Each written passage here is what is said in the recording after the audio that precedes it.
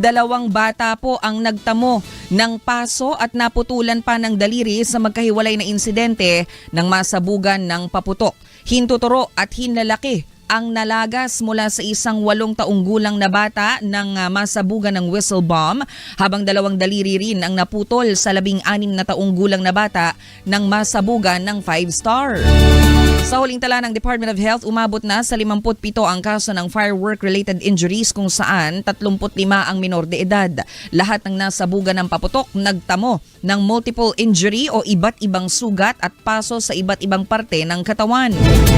Kahit na mas mababa man ng 49% ang naitalang kaso ng DOH kumpara sa 112 na kaso sa parehong petsa noong 2024, pinapaalala pa rin ng kagawaran na mapanganib ang paputok, illegal man o legal na ibinebenta. 5-star ang pangunahing sanhi ng pinsala na sinundan ng Quitis, Boga at Triangle. Magpapatuloy naman ang surveillance ng DOH hanggang January 5, 2026 at babantayan ang mga kaso ng firework-related injuries sa 62 Sentinel Hospitals.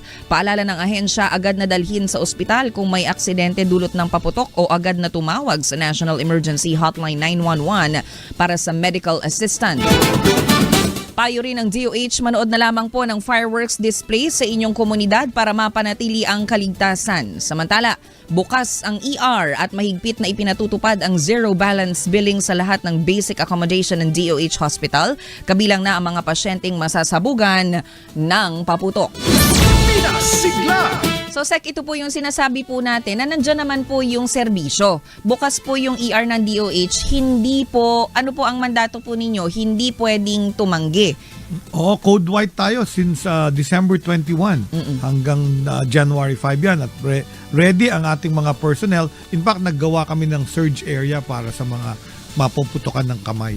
And very important yung news report mo. Nakita ko 8 years old na wala ng hintuturo at saka Hinlalaki, thumb at saka index yan yung finger. daliri mo kailangan para sumulat. Correct. So can you imagine 8 years old, permanent injury yon. Hindi namatay yung bata pero may permanent disability. So very important, dapat yung mga magulang talagang pagpigilan yung ating mga kabataan. Kahapon nga nag-uusap ako doon sa isang reporter, sabi ko, baka dapat ang parusahan ko na yung magulang Hindi Kasi yung bata. yung Kasi bata pinayagan. Napayagan yung bata. So very important na i-remind talaga yung ating, kasi walang pasok ngayon.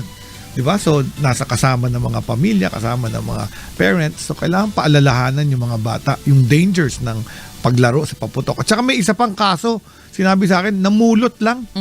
Pinulot yung paputok.